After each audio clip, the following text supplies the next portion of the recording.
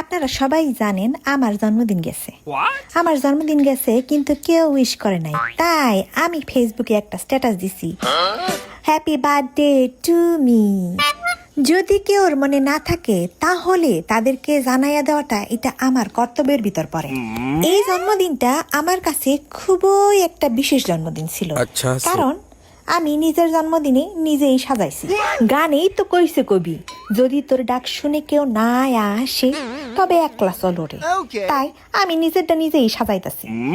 বয়স তো বাড়ে না, মনে হয় কমতে আছে। তাই বললে আবার কেউ বয়স জিগাইয়েন না।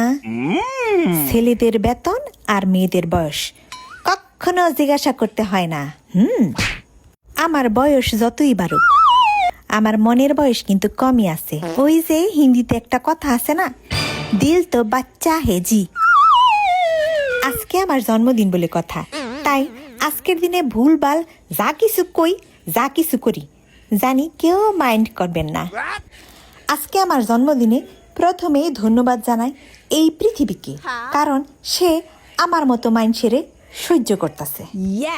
তারপর ধন্যবাদ জানাই এই বাংলাদেশের মানুষরে, আমার মতো মানুষ যে এখনো পর্যন্ত ব্রাজিল আর্জেন্টিনা লইয়া একটা পোস্ট দেয় নাই। আমার মতো মানুষ যে বাংলাদেশের মানুষরা বাংলাদেশে থাকতে দিছে, এর জন্য ধন্যবাদ বাংলাদেশের মানুষকে।